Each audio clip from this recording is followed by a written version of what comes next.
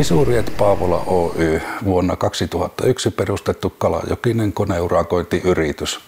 Yrityksen historia alkaa vuodesta 1985, kun Timo Visuri perusti koneurakointiyrityksen.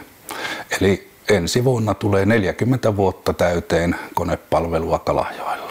Työkohteitamme on ollut monenlaisia. Nykyisistä työkohteista Kalajoen satama on monipuolinen, jossa tarjoamme palvelua kaikille asiakkaille, jotka tarvitsevat.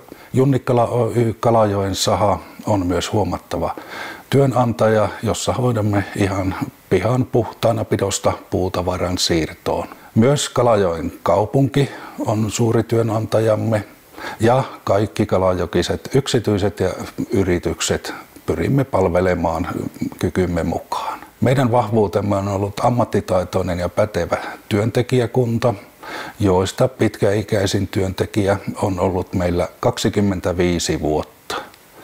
Pyrimme heitä kouluttamaan ja kurssittamaan, että pätevyyksiä riittää kaikkiin eri töihin, mitä teemme. Yrityksen hankalin paikka oli vuonna 2009 perustajajäsenen Timo Visurin yllättävän poismenon sattuessa.